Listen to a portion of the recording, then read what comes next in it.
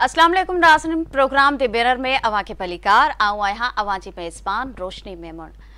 नाज़रीन, अॼु असां सिंध जे अहिड़नि तरक़ियाती मनसूबनि जो ज़िक्र कंदासीं जेके हर साल बजट बुक में शामिल थियनि था। हर साल उन्हनि रिथाउनि लाइ वॾी ईमानदारीअ सां पैसा बि जारी कया वञनि था, पर वरियनि खां हलंदड़ उहे रिथाऊं मुकमल थियण जो नालो ई नथियूं वठनि। न्यू सिंध सेक्रेटरीट जो मेगा मनसूबो 13 साल गुज़रण बावजूद छो मुकमल नाहे थियो? सिंध में कणक ज़ख़ीरो करण लाइ खुलियल प्लेंथ फार्म्स ठाहिण वारो मनसूबो किथे पहुतो आहे ऐं सिंध जे हाईवेज़ ते 105 पुलिस पेट्रोलिंग चेक पोस्ट क़ाइमु करण वारो मनसूबो मुकमल छो न थियो थिए? कोशिश कंदासीं त इन्हनि समूरनि सवालनि जा तफ़सीली जवाब वठी सघजनि। सखर में विमेन यूनिवर्सिटी जो क़याम ऐं लियारी में बिलावल भुट्टो इंजीनियरिंग कॉलेज ठाहिण वारा मनसूबा वरहनि खां छो अणपूरा आहिनि? कोशिश कंदासीं त इन्हनि मनसूबनि जे रोलड़ जो शिकार थियण जा असल कारण साम्हूं आणे सघजनि।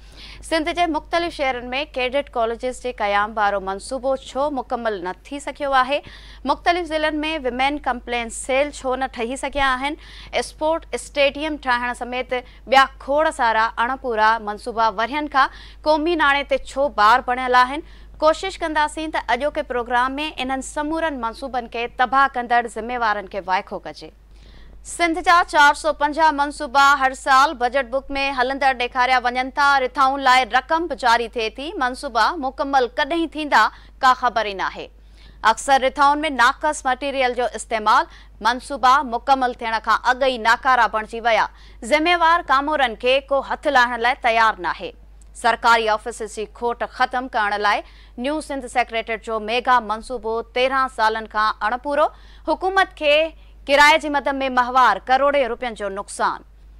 सिंध में कणक ज़ख़ीरो करण लाइ खुलियल प्लेंथ फार्म्स ठाहिण वारो मनसूबो 63 करोड़ 48 लख रुपयनि जी लागत सां शुरू थियो। 8 साल गुज़रण बावजूद रिथा अणपूरी। हाईवेज़ ते 105 पुलिस पेट्रोलिंग चेक पोस्ट क़ाइमु करण वारो मनसूबो रोलड़ जो शिकार। 51 करोड़ ख़र्च थी विया, पर किथे हिकु बि चेक पोस्ट क़ाइमु न थी सघी। सखर में 3 अरब 92 करोड़ जी लागत सां विमेन यूनिवर्सिटी ठाहिण वारो मनसूबो 12 साल गुज़रण बावजूद मुकमल न थियो।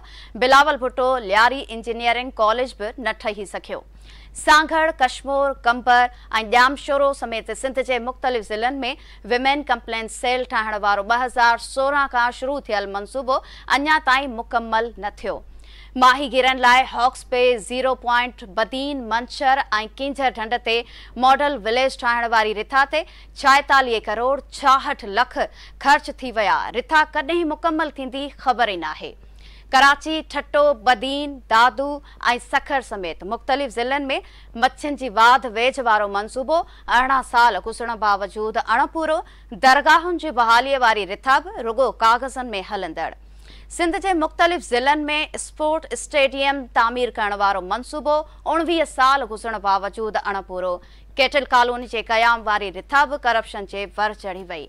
सिंध जा तरक़ियाती मनसूबा तबाह कंदड़ ऐं बजट काग़ज़नि में ख़र्च करे पंहिंजा बिभ भरींदड़ कामोरा कानून जी पकड़ खां आजा। इन समूरी सूरत हाल ते ॻाल्हि ॿोल लाइ स्टूडियो में मौजूद आहे KTN न्यूज़ जो सीनियर रिपोर्टर सगीर चांडियो। वॾी महिरबानी सगीर, टाइम ॾियण लाइ। सगीर, सभ खां पहिरियां इहो ॿुधाइजो त सिंध में करप्शन ऐं नाक़स पॉलिसी सबबि अहिड़ा केतिरा मनसूबा आहिनि जेके हर साल बजट में शामिल थियनि था ऐं उन्हनि रिथाउनि लाइ रक़म बि जारी थिए थी, पर उहे मुकमल थियण जो नालो ई नथा वठनि? वॾी महिरबानी रोशनी। सिंध में अहिड़ा तक़रीबन 460 जे लॻभॻि अहिड़ा मनसूबा आहिनि, यानी 450 अहिड़ा मनसूबा आहिनि जेकी तक़रीबन उन्हनि खे 20 साल थी विया आहिनि ऐं मुकमल ई कोन पिया थियनि। कॾहिं मुकमल थींदा हुकूमत खे ई ख़बर कोन्हे। त इहे समूरा जेके आहिनि उहे अवामी भलाई वारा मनसूबा आहिनि। उनमें जेकी तालीम खाते जा तमामु बहितरीनु जेके आहिनि उहे मनसूबा आहिनि ऐं उहे वक़्त ते मुकमल थियणु घुरिजनि, पर उन्हनि मनसूबनि खे जेको आहे केतिरा ई साल थी विया आहिनि। के मनसूबा 15 सालनि खां रोलड़ जो शिकार आहिनि, के मनसूबा 20 साल उन्हनि खे थी विया आहिनि, किथे त वरी 20 सालनि खां वधीक कुझु अरसो जेको आहे उहो गुज़री वियो आहे। त इन में अहिड़ा मनसूबा आहिनि। इन में एग्रीकल्चर डिपार्टमेंट बि शामिल आहे, उनखां अलावा औकाफ़ खातो बि शामिल आहे, मुख़्तलिफ़ दरगाहनि जी जेको आहे उहा बहाली जो मसइलो आहे ऐं उनखां अलावा स्कूल एजुकेशन खाते जा कुझु स्कूल्स आहिनि जेके अपग्रेडेशन करणा आहिनि, पर 2008 खां वठी बजेट बुकनि सां इहे चिंबड़ियल आहिनि जेके रिथाऊं आहिनि। उनखां अलावा कॉलेज एजुकेशन जा आहिनि जेकी बॉइज़ ऐं गर्ल्स डिग्री कॉलेज वक़्तसर जेके उहे ठहणु घुरिजनि त जीअं सिंध में जेका उहा तालीम बहितर थी सघे, पर उहे मनसूबा जेके आहिनि उहे रोलड़ जो शिकार आहिनि। अहिड़ी रीति सिंध जे सिहत खाते में सहूलियतूं जेके आहिनि उहे अणलभ आहिनि। सिहत जूं सहूलियतूं सभिनी खे ख़बर आहे त सिंध जे सरकारी जेका उहे अस्पतालनि जी कहिड़ी हालति आहे। उते जेके आहिनि बेड न आहिनि ऐं उते सहूलियतूं प्रॉपर न आहिनि, पर जेकी अवामी भलाई जे लाइ इहे मनसूबा जेके आहिनि उहे शुरू कया वञनि था, उहे मनसूबा जेके आहिनि उहे मुकमल ई कोन था थियनि। त सिहत खाते जा बि एतिरा केतिरा ई जेके आहिनि उहे मनसूबा आहिनि उहे मुकमल कोन पिया थियनि। ईअं ई जेके आहिनि उहे SNGD जा मनसूबा आहिनि ऐं सरकारी ऑफिसनि जा मसइला आहिनि ऐं उहे ऑफिसनि जी खोट खे ख़तमु करण जे लाइ अहिड़ा जेके वॾा वॾा मनसूबा शुरू कया विया, पर उहे मनसूबा मुकमल करण बदिरां पोश इलाइक़नि में जेके आहिनि उहे बंगला वरिता विया आहिनि। अहिड़ी रीति जेको उहा गोरख हिल डेवलपमेंट अथॉरिटी जो बि जेको आहे उहो मनसूबो शामिलु आहे ऐं उते तरक़ी उते ॾियारणी आहे। जीअं सिंध जी जेका इहा कोहमरी सॼो वञे थो गोरख हिल अथॉरिटी खे, पर उते का डेवलपमेंट न थी आहे। बजेट बुक सां इहो बि मनसूबो जेको आहे उहो चिंबड़ियल आहे। इहे तक़रीबन 450 जे लॻभॻि इहे अहम मनसूबा आहिनि। उनमें रोड्स डिपार्टमेंट बि आहे, वर्क्स एंड सर्विसिस खातो बि आहे ऐं उनखां अलावा सिंध पुलिस जा मनसूबा आहिनि ऐं सोशल वेलफेयर जा मनसूबा आहिनि, सोशल प्रोटेक्शन जा मनसूबा आहिनि। मुख़्तलिफ़ डिपार्टमेंट जी नाक़स कारकर्दगी, ग़लति प्लानिंग जे करे ऐं करप्शन जे करे ऐं उन्हनि जी लापरवाही जे करे जेका आहिनि इहे मनसूबा रोलड़ जो शिकार बणियल आहिनि ऐं इहे बजेट बुकनि में हर साल रखिया वञनि था, पर इहे बजेट बुकनि में रखिया त वञनि था, पर हिन वक़्त ताईं इहो जेको आहे उहो आवाम खे फ़ाइदो न पइजी सघियो आहे।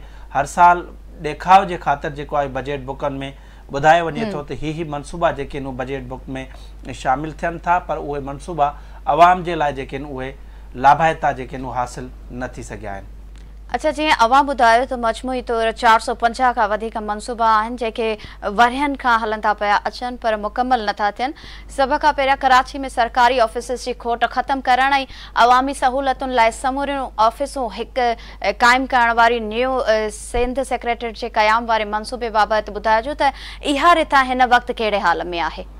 ॾिसो, तमामु बहितरीनु इहो मनसूबो हुयो ऐं इहो मनसूबो जेको आहे उहो करप्शन जे वर चढ़ी वियो ऐं हिन वक़्तु उन जी हालति इहा आहे जो इहो मनसूबो जेको आहे तक़रीबन 8 सालनि खां इन मनसूबे जो कमु बि बंदि आहे। हाणे इहो मनसूबे जी शुराइत जेका आहे 2012 खां थी। सिंध हुकूमत इहो फ़ैसिलो कयो त सिंध में जेके सरकारी ऑफिसूं आहिनि, ख़ासि तौर ते जेके कराची में हाणे सिविक सेंटर में कुझु ऑफिसूं आहिनि, कुझु वरी ऑफिसूं जेके आहिनि उहे सिंध सेक्रेटरीट आहिनि, कुझु बैरक्स में आहिनि, कुझु वरी चंदीगढ़ रोड ते आहिनि, कुझु वरी जेके आहिनि उहे state life building Zainab market वटि आहिनि, कुझु वरी वज़ीर आला हाउस जे साम्हूं स्टेट लाइफ वारी बिल्डिंग में आहिनि। ईअं ई मुख़्तलिफ़ हंधनि ते आहिनि। हाणे इन अवाम जी सहूलियत जे लाइ या ऑफिसरनि जी सहूलियत जे लाइ हिकु ई हंधि यानी बिल्डिंग्स जेके आहिनि उहे तयारु करणियूं हुयूं। 2012 जो इहो मनसूबो हुयो। सिंध हाई कोर्ट जे भरिसां ई जेका आहे उहा सिंध सेक्रेटरीट कॉम्प्लेक्स ठाहिणा हुया ऐं कॉम्प्लेक्स नंबर 7 ऐं कॉम्प्लेक्स नंबर 8 उनमें तक़रीबन 15 जेके आहिनि उहे नंढियूं नंढियूं इमारतूं ठाहिणियूं हुयूं, के 5 माड़ के 10 माड़।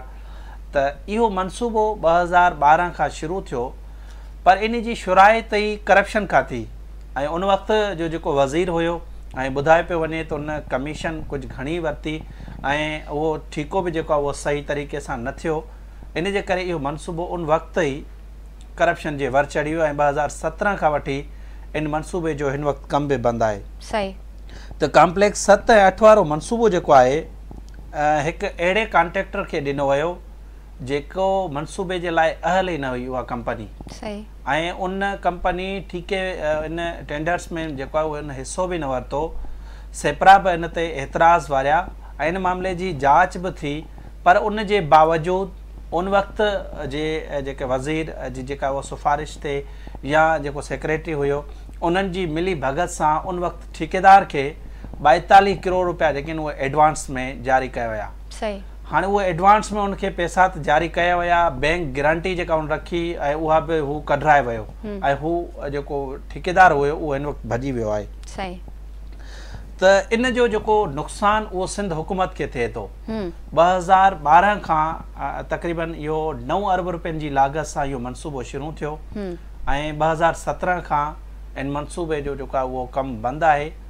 हाणे इन जो जेको नुक़सानु उहो सिंध हुकूमत खे पवे थो, उहो इन जे करे त सिंध हुकूमत जेके आहिनि उहे मुख़्तलिफ़ इलाइक़नि में, मुख़्तलिफ़ पोश इलाइक़नि में मुख़्तलिफ़ खातनि जेको आहे पंहिंजी मर्ज़ी वारा बंगला जेके आहिनि उहो किराए ते वठी छॾिया आहिनि। हाणे पाण ईंदासीं मॉनिटरिंग एंड एवोल्यूशन, जेके मॉनिटरिंग कंदड़ उस्तादनि जी जेके ऑफिसर्स आहिनि उन्हनि जी जेका ऑफिस हिकिड़े पोश इलाइक़े क्लिफ्टन में ठहियलु आहे। सिंध फूड अथॉरिटी ते ईंदासीं, उन्हनि जो बि हिकिड़ो बंगलो अलॻि स्पेशल जेको आहे वरितो वियो आहे।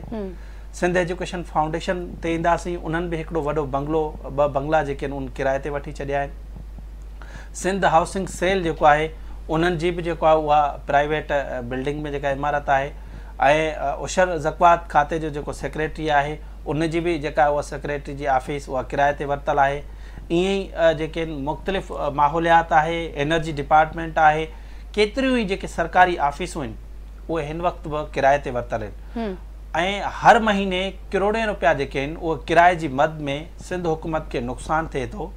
पर हीउ जेको मनसूबो शुरू कयो वियो, इहो मनसूबो उन जे लाइ न आवाम जे लाइ फ़ाइदेमंद साबित थियो, न ई हुकूमत जे लाइ जेको आहे उहो लाभाइतो बणियो। उहो इन जे करे हाणे इन में जेतिरा हिन खे मनसूबे खे साल थी विया आहिनि, तक़रीबन 13 साल थी विया आहिनि मनसूबे खे मुकमल न पियो थिए ऐं इन जा 13 ई पीडीज़ तब्दील थी चुका आहिनि। यानी हिकु प्रोजेक्ट जो तव्हां 13 भेरा जेके आहिनि उहे प्रोजेक्ट डायरेक्टर तब्दील कंदव त इहो प्रोजेक्ट मुकमल कीअं थींदो। इन में वर्क्स एंड सर्विसिस खाते जी जेका उहा नाअहली शामिल आहे, उन वक़्त जा जेके इंजीनियर्स हुया उन्हनि जी नाअहली शामिल आहे, उन वक़्त जा जेके सेक्रेटरी हुया इन में जेका उनजी लापरवाही शामिल आहे। इन जे करे इहो मनसूबो जेको आहे उहो गैरफ़ाल बणियल रहे ऐं इहो मनसूबो जेको आहे उनजो कमु बि जेको आहे 2017 खां बंदि आहे। हाणे इन मनसूबे ते तक़रीबन 1.5 अरब रुपया ख़र्च बि थी चुका आहे। हाणे 1.5 अरब रुपयो जेको ख़र्च थियो ऐं उनजो कमु बि 2017 खां बंदि आहे, इन जो हल छा थींदो? त सिंध हुकूमत इन मामले ते हिन वक़्तु ख़ामोश बणियल आहे त इहो मनसूबो आख़िरकार कीअं मुकमल थिए ऐं इन जो जेका तह केसि ताईं उन ते पहुचंदो ऐं इन में कहिड़ा ज़िम्मेवार आहिनि। मुख़्तलिफ़ मामलनि ते इन जूं जेके आहिनि उहे FIRs बि थियूं, पर अञा ताईं मनसूबे जो जेको आहे पाए तकमील ताईं इहो जेको अञा ताईं न पहुची सघियो आहे। कॾहिं मुकमल थींदो इहो बि जेका आहे उहा सिंध हुकूमत या वर्क्स डिपार्टमेंट खे का ख़बर ई न आहे। हाणे पाण ज़िक्र कंदासीं सिंध में कणक ज़ख़ीरो करण लाइ खुलियल प्लेटफॉर्म्स ठाहिण वारे मनसूबे जो। उन बाबति ॿुधाइजो त इहा रिथा कॾहिं ऐं केतिरी लागत सां शुरू थी हुई, इहो मनसूबो कॾहिं मुकमल थी रहियो आहे? सिंध जे खुराक खाते जो इहो अहम मनसूबो आहे ऐं इन मनसूबे में बि जेका उहा कामरनि जी लापरवाही शामिल आहे, PND जे कामरनि जी लापरवाही शामिल आहे ऐं उन्हनि जी लापरवाही जे करे सिंध हुकूमत खे हर साल हर महीने जेका आहिनि तक़रीबन 2.5 अरब रुपयनि जो नुक़सानु पवे थो। हाणे ही 2017 खां इहो मनसूबो शुरू थियो। सिंध में जेको जॾहिं बि कणक जेका उहा सिंध हुकूमत प्रोक्यूरमेंट कंदी आहे तक़रीबन 14 लाख मैट्रिक टन, त उन खे जेका आहे उहा ज़ख़ीरो या कणक जेका आहे उहा ज़ख़ीरो करणी पवंदी आहे, यानी उहो गोदामनि में रखणी पवंदी आहे। त इहो मतिलबु मामिलो हल करण जे लाइ सिंध हुकूमत हिकिड़ा खुलियल प्लेटफॉर्म्स जेके आहिनि उहे 2017 खां इन मनसूबे ते हुन कमु शुरू कयो। पर इहो मनसूबो तक़रीबन इनखे बि 8 साल थी विया आहिनि, इहो मनसूबो मुकमल न पियो थिए। 63 करोड़ रुपयनि जी लागत सां इहो मनसूबो शुरू थियो। तक़रीबन 29 करोड़ रुपया जेके आहिनि इन ते ख़र्च बि ॿुधायो वियो आहे त इन मनसूबे ते 29 करोड़ ख़र्च बि थी चुको आहे। पर 8 सालनि खां इहो मनसूबो मुकमल न पियो थिए। हिन वक़्तु सिंध जे खुराक खाते जी इहा पोज़ीशन रही आहे जो जेका गुज़िरियल साल ऐं उन खां पहिरीं जी जेका कणक पई आहे, यानी 2 क्राफ्स जी कणक तक़रीबन 13,76,000 मैट्रिक टन जेका आहे उहा हिन वक़्तु कणक पयल आहे। उहा ख़ानगी गोदामनि में यानी प्राइवेट गोदामनि में पई आहे ऐं उन जे लाइ सिंध हुकूमत हर महीने 2 अरब रुपयनि जे लॻभॻि जेका उहा किरायो अदा करे थी। पर इहो मनसूबो पंहिंजो मुकमल न पई करे 8 सालनि खां। त इहो इन लापरवाही जो ज़िम्मेवार केरु आहे? हर महीने तव्हां 2 अरब रुपयनि जो किरायो भरियो था, पर ही पंहिंजो मनसूबो जेको आहे उहो मुकमल नथा कयो।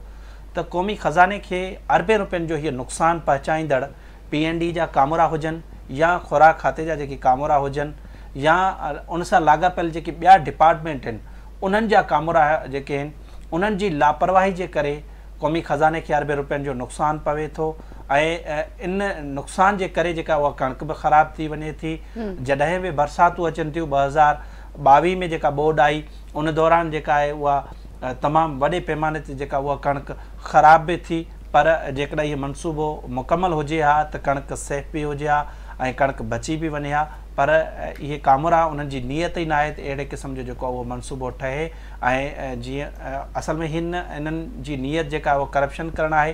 ख़ुराक खाते या में जेका कणिक प्रोक्योरमेंट कनि था उन में बि इन्हनि खे करप्शन करणी आहे या वरी जेके तरक़ियाती मनसूबा आहिनि उन्हनि में बि जेको आहे उहो करप्शन जो जेको आहे रस्तो ॻोल्हणो आहे त कहिड़े पासे खां जेके आहिनि उहे कीअं पैसा जेके आहिनि उहे हड़प करणा आहिनि उन पासे हिननि जो ध्यानु कुझु वधीक हुजे थो। सगीर सिंध जे हाईवेज़ ते 105 पुलिस पेट्रोलिंग चेक पोस्ट क़ाइमु करण वारे मंसूबे बाबति तव्हां वटि कहिड़ी ॼाण आहे ऐं हेल ताईं केतिरियूं पुलिस पेट्रोलिंग चेक पोस्ट क़ाइमु थी सघियूं आहिनि? तमामु इहो अहम मनसूबो आहे ऐं होम डिपार्टमेंट जो मनसूबो आहे, पर इहो मनसूबो बि करप्शन जे वर चढ़ी वियो आहे, रोलड़ जो शिकार बणियल आहे। इन खे तक़रीबन 20 साल थी विया आहिनि, इहो मनसूबो मुकमल ई न पियो थिए। सही। हाणे सिंध जे हाईवेज़ ते 105 जेके आहिनि उहे पेट्रोलिंग चेक पोस्टूं क़ाइमु करणियूं आहिनि। इहो मनसूबो 2005 खां जेको आहे उहो शुरू थियो।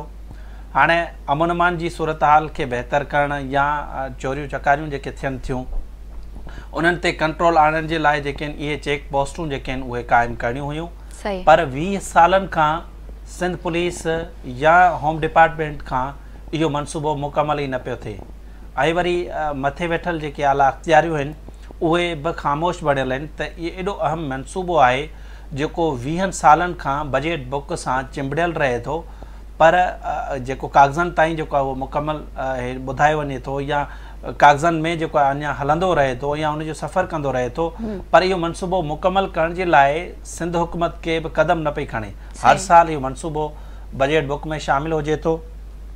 हाणे इहो मनसूबो जेको आहे कराची, हैदराबाद, मीरपुर समेत सिंध जे मुख़्तलिफ़ शहरनि में इहे पुलिस पेट्रोलिंग चेक पोस्टूं क़ाइमु करणियूं आहिनि ऐं इन मनसूबे जी जेका लागत उहा 63 करोड़ रुपया आहे। इन ते 51 करोड़ रुपया ख़र्च बि थी चुको आहे, पर हिन वक़्तु अमली तौर ते कंहिं बि हाईवेज़ ते तव्हांखे पेट्रोलिंग चेक पोस्ट जेका उहा नज़र न ईंदी ऐं उते के अमलो बि जेको आहे उहो मुक़ररु थियल न ईंदो। हाणे तक़रीबन 20 सालनि खां इहो मनसूबो हले पियो, इहो मनसूबो बि जेको आहे उहो मुकमल न थी सघियो आहे। उनखां अलावा 2008 खां हिकिड़ो ॿियो मनसूबो आहे सिंध पुलिस जो मुख़्तलिफ़ हंधनि ते, यानी कराची, हैदराबाद, दादू, मटियारी, कंबर, ठट्टो समेत ॿियनि ज़िलनि में सिंध पुलिस लाइ जेके आहिनि उहे इमारतूं क़ाइमु करणियूं आहिनि। इहो मनसूबो 64 करोड़ रुपयनि जी लागत सां शुरू थियो। हाणे 2008 खां शुरू थियल मनसूबो इहो बि हिननि खां मुकमल न पियो थिए। अहिड़ी रीति सिंध में 259 जेके रिपोर्टिंग रिसेप्शन जेके रूम्स आहिनि उन्हनि जी तामीरात वारो 2000 खां शुरू थियो। इहो बि 6 सालनि खां अञा ताईं रोलड़ जो शिकार आहे ऐं 61 करोड़ रुपया जेका इन जी लागत आहे। 6 सालनि खां इहो मनसूबो मुकमल न पियो थिए। त पर कंहिं मनसूबे खे सिंध पुलिस जे खे 20 साल थी विया आहिनि, कंहिंखे 15 साल थी विया आहिनि, कंहिंखे वरी 17 साल थी विया आहिनि, कंहिंखे 6 साल थी विया आहिनि। यानी हूअं मजमूई तौर ते सिंध हुकूमत जी हिन वक़्तु इहा पॉलिसी आहे त जेको आहे 2 सालनि या 3 सालनि जे अंदरि मनसूबो मुकमल थियणु घुरिजे। जेकॾहिं इहो मनसूबो 5 सालनि ताईं पहुचे थो त उन जा कहिड़ा रीज़न्स हुजनि था। PND जे ऑफिसरनि जे ख़िलाफ़ु कार्रवाई थियणु घुरिजे ऐं तव्हां जेतिरे जेको आहे डिले कंदव एतिरो ई जेका आहे उहा कास्ट वधंदी वेंदी ऐं PC1 जेका उहा रिवाइज़ थींदी वेंदी। हिकु भेरो 2, 3, 4 भेरा जेका उहा PC1 रिवाइज़ थिए पई त इन जो क़ौमी ख़ज़ाने ते जेको उहो बार पवे थो। 20 सालनि ताईं मनसूबा जेके मुकमल न कंदड़ जेके कामोरा आहिनि उन्हनि जे ख़िलाफ़ु अॼु ताईं का कार्रवाई न थी सघी आहे। अहिड़ा सिंध पुलिस जा जेके अहम मनसूबा जिन सां अमन अमान सां जेको आहे उनजो सिधो जेको आहे उहो तालुक़ु हुजे थो, पर उनजे बावजूदि जेके सिंध हुकूमत जो आला अख़्तियारियूं आहिनि उन में के बि किरदारु जेके अदा न पियो कनि ऐं इहे मनसूबा ईअं ई बजट बुकनि सां हर साल चिंबड़ियल हुजनि था। सगीर अवाम मूजिब त चेक पोस्ट जे क़याम वारो मनसूबो रुगो कागज़नि में हलंदड़ आहे ऐं हिन वक़्तु सिंध जे कंहिं बि हाईवेज़ ते का हिकिड़ी चेक पोस्ट बि नज़र नथी अचे। अहिड़ी सूरतहाल ते मूं समेत हर सिंध वासी सिर्फ़ हैरत ई करे सघे थो। हाणे भला सखर में विमेन यूनिवर्सिटी ऐं लियारी में बिलावल भुट्टो इंजीनियरिंग कॉलेज जे क़याम वारे मनसूबे बाबति ॿुधाइजो, छा उहे मनसूबा बि रुगो कागज़ी कार्रवाई ताईं महदूद आहिनि? जी मूं ॿुधायो त तक़रीबन 450 अहिड़ा मनसूबा आहिनि, अहम मनसूबा आहिनि, अवामी भलाई वारा मनसूबा आहिनि, पर उहे मनसूबा मुकमल नथा थियनि। जेको हाणे तव्हां सवाल कयो त इहे यूनिवर्सिटीज़ एंड बोर्ड जा मनसूबा आहिनि, हाणे उन्हनि जी इहा लापरवाही, नाक़स कारकर्दगी ऐं ग़लति प्लानिंग या वरी उन्हनि जी जेका आहे नाअहली जे करे इहे मनसूबा जेके आहिनि उहे रोलड़ जो शिकार बणियल आहिनि। उनमें जेके आहिनि उहे PND जा बि कामोरा उनमें मुलविस आहिनि, फाइनेंस डिपार्टमेंट जा बि कामोरा मुलविस आहिनि। सही नमूने सां जेका उहा उन्हनि जी ग़लति पॉलिसियुनि जे करे इहे मनसूबा जेके आहिनि तक़रीबन 20 सालनि खां मुकमल कोन पिया थियनि। हाणे ही यूनिवर्सिटी आहे कराची यूनिवर्सिटी में शहीद मोहतरमा Benazir Bhutto chairman and convention centre जो क़याम वारो मनसूबो आहे ऐं उहो मनसूबो 2013 खां 44 करोड़ रुपयनि जी लागत सां इहो शुरू थियो, पर इहो मनसूबो अञा ताईं रोलड़ जो शिकार बणियल आहे। यानी इहो मनसूबो केतिरा उनखे साल थी विया आहिनि, हिन वक़्तु ताईं इहो मनसूबो मुकमल न पियो थिए।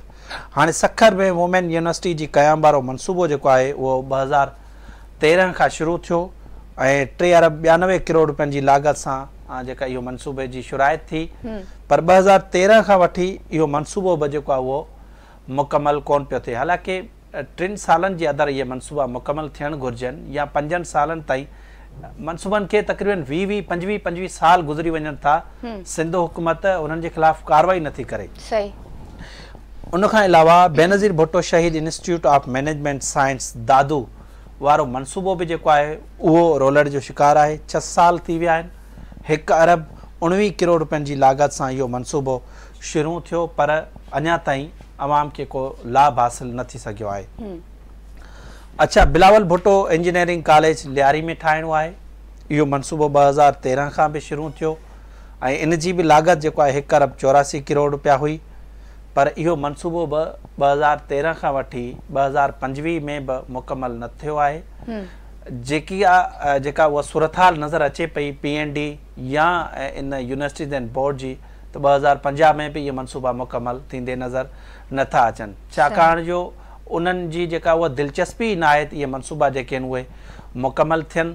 तंहिं करे असीं पंहिंजे आवाम खे पंहिंजे नाज़रीन खे जेको आहे उहो इहो ॿुधाइणु वञूं पिया त इहे मनसूबा 450 अहिड़ा मनसूबा आहिनि जेके अवामी भलाई वारा मनसूबा आहिनि, पर इहे बजट बुकनि सां त चिंबड़ियल आहिनि, पर अवाम जे लाइ उन्हनि जे लाइ को बि फ़ाइदो न थी सघियो आहे। अरबे रुपया जेके आहिनि उहे ख़र्च बि कया विया आहिनि ऐं करोड़नि रुपया जेके आहिनि हर साल बजट बुकनि में बि रखिया वञनि था, पर इहे मनसूबा मुकमल अॼु ताईं 20 सालनि खां थींदे नज़र न पिया अचनि।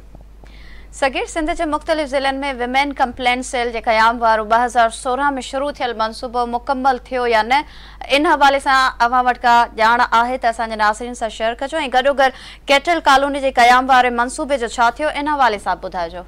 ॾिसो, सिंध जा इहे 2 अहम मनसूबा आहिनि। सही। ऐं सिंध में जेका औरतुनि ते तशद्दुद थिए थो या किथे उन्हनि ते ज़ुल्म थिए थो त उन्हनि जी कंप्लेन जेका उन्हनि जी सेल इन्हनि खे ठाहिणा आहिनि त जीअं उनजी दाद रसी थी सघे।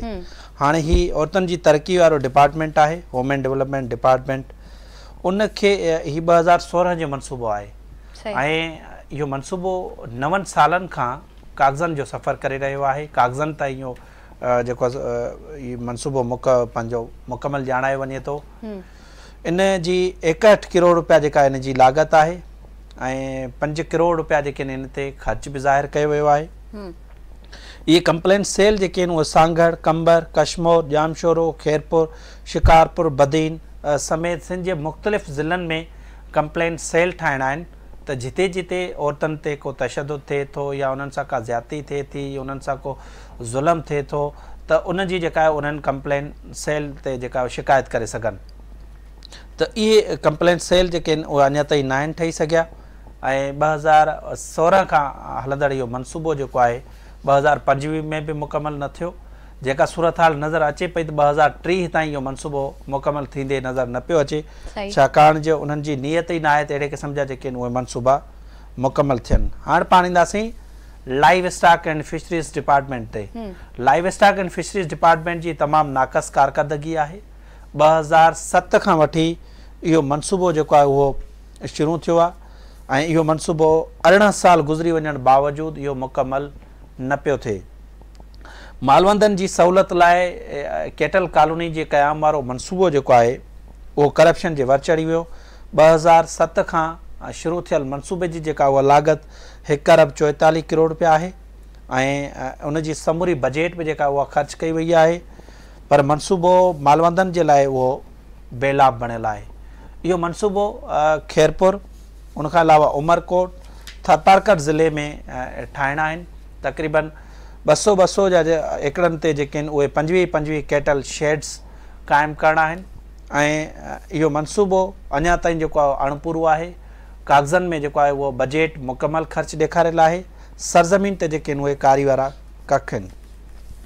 इन मामले ते असीं अॻु में बि प्रोग्राम करे चुका आहियूं कैटल कॉलोनीज़ वारे ते ऐं आला अख़्तियारनि खे असीं इहो ॿुधाइण जी कोशिशि कई त इन मनसूबे में जेका उहा करप्शन थी आहे। हाणे उते जेको स्ट्रक्चर ठहियलु आहे या जेके उते कैटल जेके शेड्स ठाहिया आहिनि उन जूं छितूं ई किरी पयूं आहिनि ऐं इहो मनसूबो अञा ताईं मुकमल न थियो आहे। हाणे मुकमल थियण खां अॻु ई उन जूं छितियूं किरी पई हुजनि त उन जो तव्हां अंदाज़ो लॻायो त कमु कहिड़ो थियो हूंदो। त उते ज़ाहिर आहे इहा करप्शन ई थी आहे, नाक़स मटीरियल जो इस्तेमालु थियो आहे। उन वक़्तु जेकी वर्क्स एंड सर्विसिस खाते जा जेकी इंजीनियर्स हुया उन्हनि जे ख़िलाफ़ का सज़ा उन्हनि खे न मिली, न ई एंटी करप्शन में को केस वियो, न ई जेको आहे नेब इन मामले खे जेको आहे उहो सीरियस वरितो। अॼु ताईं इहो मनसूबो बि जेको आहे उहो कागज़नि ताईं महदूद आहे। बजट बि मुकमल ख़र्च ॾेखारी वई आहे, पर इहे कैटल कॉलोनीज़ वारो मनसूबो अॼु ताईं मुकमल न थी सघियो आहे।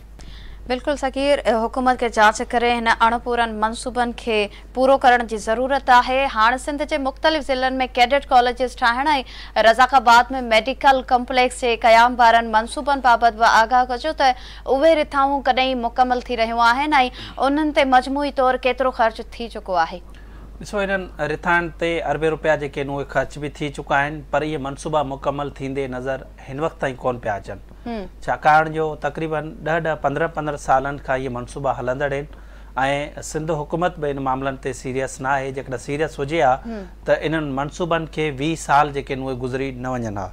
हाणे जेको 20 साल अॻु जेको स्ट्रक्चर ठहियो हूंदो उहो ई ख़तमु थी चुको आहे, नाकारा बणिजी वियो आहे। त इहे मनसूबा जेके आहिनि उहे उन में जेको कमु बि उहो गैर मयारी थियो आहे ऐं जेके PND जो सेल ठहियलु आहे उते ई जेके आहिनि उहे उन्हनि स्कीमनि जो जेको आहे मसइलो हलंदड़ आहे, उनखे गैर मयारी उन जे कम खे ॾिनो वियो आहे। हाणे ही नेशनल हाईवे बिन कासिम टाउन जे वेझो रज़ाकाबाद में हिकिड़ो अहम मनसूबो आहे, मेडिकल कॉम्प्लेक्स उते ठाहिणो आहे।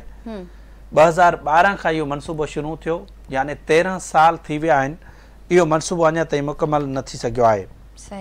4.5 अरब रुपयनि जी लागत सां इहो मेडिकल कॉम्प्लेक्स ठाहिणो आहे ऐं हिन वक़्त ताईं इहो मनसूबो मुकमल न पियो थिए। सिहत खाते जी इन में पत वाइकी थिए थी, PND जे कामोरनि जी पत वाइकी थिए थी, पर उन्हनि ख़िलाफ़ का कार्रवाई न पई थिए।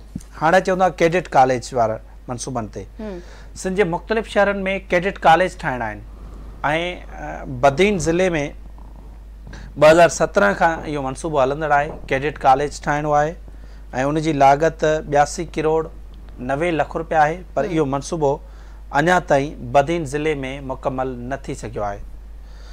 वरी खैरपुर ज़िले में बि हिकिड़ो कैडेट कॉलेज क़ाइमु करिणो आहे। 2011 खां इहो मनसूबो शुरू थियो आहे, यानी तक़रीबन इनखे 14 साल थी विया आहिनि। 3.25 अरब रुपयनि जी लागत सां इहो मनसूबो शुरू थियो। अञा ताईं कागज़नि जो सफ़र करे रहियो आहे, अञा ताईं जेको आहे बजट बुक सां चिंबड़ियल आहे ऐं इहो मनसूबो हलंदड़ ॼाणाए वियो आहे। करमपुर में बि कैडेट कॉलेज जे क़याम वारो मनसूबो 2017 खां शुरू थियो ऐं इन जी बि लागत तक़रीबन 2 अरब रुपयनि जे लॻभॻि आहे, पर उते बि इहो मनसूबो करमपुर में मुकमल न थी सघियो आहे। जैकाबाद ज़िले में कैडेट कॉलेज जी जेको आहे उहो क़याम जे लाइ इहो मनसूबो 2013 खां शुरू थियो ऐं इनखे तक़रीबन 12 साल थी विया आहिनि। इहो मनसूबो अञा ताईं मुकमल न थी सघियो आहे। 3.5 अरब रुपयनि जी लागत सां इहो मनसूबो शुरू थियो। मिठी में बि साॻी सूरत हाल आहे। मिठी में बि 2011 खां कैडेट कॉलेज जी क़याम वारो मनसूबो शुरू थियो ऐं कक्कड़ दादू ज़िले जे हिकिड़ो कक्कड़ शहर आहे, उते बि 2011 खां इहो मनसूबो शुरू थियो, अञा ताईं मुकमल न थी सघियो आहे। त इहे कैडेट कॉलेज जेके आहिनि उहे ठाहिणा आहिनि ऐं लाॻापियल डिपार्टमेंट हुजे या वरी PND डिपार्टमेंट हुजे, उन्हनि जे कामरनि जी लापरवाही ग़लति पॉलिसियुनि जे करे इहे मनसूबा अञा ताईं जेके आहिनि मुकमल न पिया थियनि। साल 2025-26 वारी बजट बुक में अञा ताईं इहे स्कीमूं जेके आहिनि उहे हलंदड़ ॼाणाई वियूं आहिनि। कॾहिं मुकमल थींदियूं, को टाइम फ्रेम बि जेको आहे उहो अञा ताईं ॾिनल न आहे, छाकाणि जो हर भेरे इहो चयो वेंदो आहे त 2 सालनि में इहे कंप्लीट कया वेंदा, उनखां पोइ वरी PC1 रिवाइज़ कई वेंदी आहे, वरी हिकिड़ो नओं जेको आहे उहो टाइम फ्रेम ॾिनो वेंदो आहे, त वरी 2-3 सालनि खां पोइ इहो मनसूबो मुकमल थींदो। ईअं ई इन्हनि मनसूबनि खे तक़रीबन 20 साल थी विया आहिनि, पर इहे मनसूबा जेके आहिनि उहे मुकमल न थी सघिया आहिनि ऐं आवाम खे को बि इन्हनि मनसूबनि मां को फ़ाइदो हासिल थी सघियो आहे। अच्छा, सिंध में माहिगीरनि लाइ मॉडल विलेज ठाहिण वारी हिकु शानदार रिथा शुरू कई वई हुई, उहा रिथा हिन वक़्तु किथे पहुती आहे या उहो बि मनसूबो ॿियनि मनसूबनि जी या रुगो कागज़नि में हलंदड़ आहे? बिल्कुलु, इन मनसूबे जी बि हालत तमामु ख़राबु आहे। 2007 खां इहो मनसूबो शुरू थियो ऐं 18 सालनि में इहो मनसूबो अञा ताईं मुकमल न थी सघियो आहे। हाणे इन मनसूबे में जेका उहा करप्शन थी आहे ऐं करप्शन में ज़िम्मेवार करार ॾिनल जेके माण्हू आहिनि या उन्हनि जी निशानदेही थियणु घुरिजे, उन्हनि जे ख़िलाफ़ु का कार्रवाई थियणु घुरिजे, पर अहिड़नि अहम मनसूबनि में करप्शन कंदड़ जेके कामोरा आहिनि उहे पकड़ खां आजा आहिनि। हाणे ही माहिगीरनि जे लाइ हाक्स बे, 0 पॉइंट, बदीन, मंछुर ऐं किंझर ढंढ ते जेके आहिनि उहे मॉडल विलेज जेके आहिनि उहे ठाहिणा आहिनि, त जीअं माहिगीरनि खे जेको उहो फ़ाइदो मिली सघे ऐं उन्हनि जी रहणी करणी जेका उहा बहितर थी सघे। पर इहो मनसूबो 2007 में मंज़ूर थियो ऐं उन जी लाॻत जेका 48 करोड़ रुपया आहे, उनमें 46 करोड़ रुपया त हिननि ख़र्च ॼाणाए छॾियो आहे, यानी बाक़ी 2 करोड़ वञी बचा आहिनि। त यानी समूरी बजट ख़र्च हुजण जे बावजूदु मनसूबो मुकमल छो न थी सघियो आहे, इहो सवाल पंहिंजी जाइ ते मौजूदु आहे।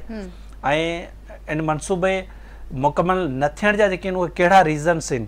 अहिड़ो अहम मनसूबो जेको आहे, इन मनसूबे ते समूरी बजट बि ख़र्च थी चुकी आहे, पर मनसूबो अञा ताईं कागज़नि में हलंदड़ ॼाणायो वियो आहे।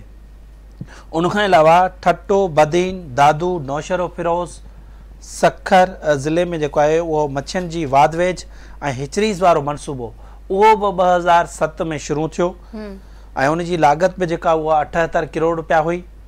इन मनसूबे ते 71 करोड़ रुपया ख़र्च भी थी चुका है, यानी 78 करोड़ रुपया उनकी लागत आहे, 71 करोड़ रुपया हिननि ख़र्च भी करे छॾियो आहे, यानी तक़रीबन हिननि जी बजट जेका उहा सॼी ख़र्च थी वई आहे। पर 18 सालनि खां इहो बजट में मनसूबो मौजूदु आहे ऐं इहे ॿई अहम मनसूबा जेके आहिनि live stock and fisheries department जा, उहे मनसूबा इन बजट बुक में जेके आहिनि उहे हलंदड़ ॼाणाया विया आहिनि। मनसूबा कॾहिं मुकमल थींदा का ख़बर ई न आहे। 18 साल ॿिन्ही मनसूबनि खे थी विया आहिनि। मनसूबा मुकमल न कंदड़ जेके कामोर आहिनि उन्हनि खे वाइखो करण जी ज़रूरत आहे, चाहे लाइव स्टॉक डिपार्टमेंट सां उन्हनि जो तालुक़ु हुजे या वरी फिशरीज़ डिपार्टमेंट सां उन्हनि जो तालुक़ु हुजे। उन्हनि ज़िम्मेवारनि जे ख़िलाफ़ असांजे वॾे वज़ीर खे कार्रवाई करणु घुरिजे, या PND जी अगरि किथे कोताही आहे या फाइनेंस डिपार्टमेंट जा किथे माण्हू इन में इन्वॉल्व आहिनि त उन्हनि माण्हुनि जे ख़िलाफ़ जेका उहा कार्रवाई थियणु घुरिजे। ही माहीगीरनि जा जेके उहे मनसूबा आहिनि उन्हनि में बि जेके उहे करप्शन करणु जेकॾहिं कजे त उन्हनि जे ख़िलाफ़ जेका उहा सख़्तु कार्रवाई करण जी ज़रूरत आहे। सगीर सिंध हुकूमत सूबे में दरगाहुनि जी बहालीअ लाइ बि हिकु रिथा शुरू कई हुई। इन मनसूबे तहत हेल ताईं केतिरनि दरगाहुनि जी बहाली थी चुकी आहे ऐं सिंध जे मुख़्तलिफ़ इलाइक़नि में स्पोर्ट्स स्टेडियम जी तामीर वारो हिकु मनसूबो बि शुरू थियो हो। नाज़रीन खे आगाह कजो त हेल ताईं कहिड़नि कहिड़नि ज़िलनि या शहरनि में जदीद स्टेडियम तामीर थी चुका आहिनि। ॾिसो, ॿिन्ही डिपार्टमेंट्स जी कारकर्दगी नाक़स ज़ाहिर थी आहे।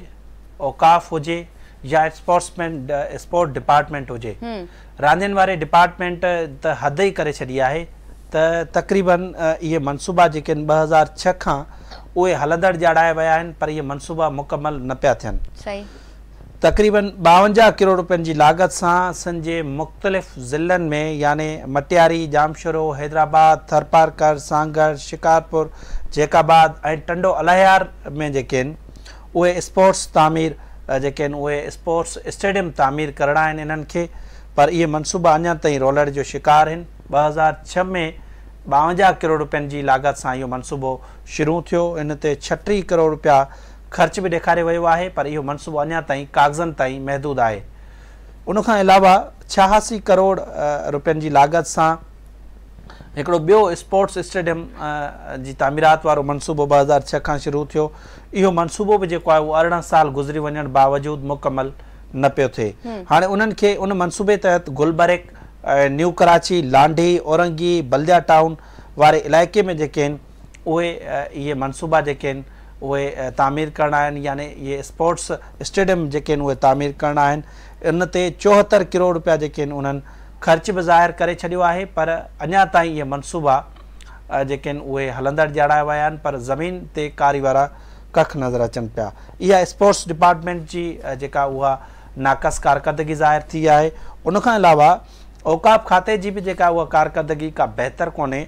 हाणे टंडो मोहम्मद ख़ान, ठट्टो, खैरपुर, हैदराबाद ऐं लाड़काने ज़िले में जेको आहे उते जेके दरगाहूं आहिनि उन्हनि जी बहाली या उन्हनि में सहूलियतुनि जी फ़राहमी लाइ 2013 खां हिकिड़ो मनसूबो शुरू थियो। उन जी 15 करोड़ रुपया जेका उहा लागत हुई, पर अञा ताईं इहो मनसूबो बि जेका उहो कागज़नि ते महदूद आहे। असां माज़ी में बि औकाफ़ खाते ते प्रोग्राम करे चुका आहियूं त दरगाहनि में जेका उन जी बहाली या तज़ीन आराइश जे नाले ते करोड़ें रुपया जेके आहिनि उहे कागज़नि में ख़र्च ॾेखारिया विया आहिनि, पर सरज़मीन ते अहिड़ो कुझु बि नज़र न पियो अचे। इन्हनि मनसूबनि जी इहा ई हालत रही आहे ऐं स्पोर्ट्स डिपार्टमेंट बि जेको आहे उन जी का कारकर्दगी बहितर कोन्हे। उहे मनसूबा जेके आहिनि हिते हलंदड़ ॼाणाया विया आहिनि, पर सरज़मीन ते हक़ीक़त में अहिड़ो कुझु बि जेको आहे उन्हनि कमु न कयो आहे। जेकॾहिं उहो कमु कयो बि आहे, छाकाणि जो 2006 जा मनसूबा आहिनि उहे स्ट्रक्चर ई जेको आहे उहो तबाह थी वियो आहे। सगीर जी अवां तफ़सीलन का आगाह कयो, सिंध के अहम तरक्याती मनसूबन जे अहिड़ी तबाही ते सिर्फ़ अफ़सोस ही करे सघिजे थो। आख़िर में इहो ॿुधाइजो त इन अफ़सोसनाक सूरत हाल ऐं छिरकाईंदड़ अंग न करनि ते अवां जी कंहिं ज़िम्मेवार अख़्तियारनि सां का ॻाल्हि ॿोल थी सघी आहे, उन्हनि जो छा चवणु आहे इन समूरी सूरत हाल ते? इन मामले ते असीं मुख़्तलिफ़ डिपार्टमेंट्स सां राब्तो करण जी कोशिशि कईसीं ऐं उनखां अलावा रिथाबंदी ऐं तरक़ी वारे बोर्ड जे चेयरमैन सां बि जेका उहो राब्ते करण जी कोशिशि कईसीं, पर उन सां राब्तो न थी सघियो। ऐं प्लानिंग एंड डेवलपमेंट डिपार्टमेंट जे हेठे ऑफिसरनि सां उन्हनि मुंहिंजी ॻाल्हि ॿोल थी। उन्हनि जो इहो ई चवणु हो त जेकी हलंदड़ मनसूबा आहिनि उन्हनि खे मुकमल करण जे लाइ जेके कोशिशूं करे रहिया आहियूं। ऐं पहिरीं जेको आहे कुछ ॿी पॉलिसी हुई, पर हाणे 50-50% यानी हिकु साल में 50% उन्हनि खे बजट ॾिनी वेंदी, यानी ॿिए साल में ॿी 50% बजट ॾिनी वेंदी। इन करे मनसूबा जेके आहिनि उहे मुकमल थी वेंदा, जेके हलंदड़ मनसूबा आहिनि। त गुज़िरियल साल बि इहे ई सिंध हुकूमत जूं जेके आहिनि उहे दावाऊं नज़र आयूं त जेके नवां मनसूबा इन करे शामिल न पिया कयूं त जीअं जेके आहिनि उहे हलंदड़ मनसूबा जेके आहिनि उहे मुकमल थी सघनि। पर हिन साल बि जेके ई उहे घटि जेके न्यू स्कीमूं इन जे करे रखियूं वयूं त जीअं पुराणा मनसूबा मुकमल थियनि, पर लॻे नथो त इहे मनसूबा जेके आहिनि उहे मुकमल थींदा, छाकाणि जो जिन मनसूबनि में अरबें रुपयनि जी करप्शन थियल हुजे, जिन मनसूबनि जी ग़लति प्लानिंग थियल हुजे, उहे मनसूबा आख़िरकार कीअं जेके आहिनि उहे मुकमल थींदा, उहो हिकिड़ो सुवालु मौजूदु आहे। उन्हनि ग़लति पॉलिसियुनि जे करे अरबें रुपयनि जो क़ौमी ख़ज़ाने खे नुक़सानु थियो आहे। PND डिपार्टमेंट जा जेके कामोरा हुजनि, जिते पंहिंजा नवाज़ी उते तमामु वॾे पैमाने ते हले थी, कंहिंजूं धीअरूं जेके आहिनि उते मुक़ररु थियल आहिनि, त कंहिंजूं वरी उते पुट जेके आहिनि, वेझा माइट जेके आहिनि, या उन्हनि जा कुझु जेके वेझा साथी जेके आहिनि उहे उते मेन पोस्टनि ते मुक़ररु थी विया आहिनि। यानी बादशाहत वारो जेको आहे उहो PND में निज़ाम हले थो, पर जेके ही क़ौमी ख़ज़ाने खे अरबें रुपयनि जो नुक़सानु पवे थो, उते जेके आहिनि का सज़ा जज़ा वारो सिस्टम जेको आहे हिन वक़्त ताईं नज़र न पियो अचे। ठीक है, वही मेहरबानी सगीर अवां जी। अवां सिंध के अहम तरक्याती रिथाउन की तबाही वारे मामले ते तफ़सीलन का असां नाज़रीन के आगाह कयो आहे। नाज़रीन, ईंदड़ हफ़्ते कंहिं बे मौज़ू सां गॾु ॿीहर हाज़िर थींदासीं। तेसीं ताईं पंहिंजी मेज़बान रोशनी मेमून के ॾींदा इजाज़त। अल्लाह वाही।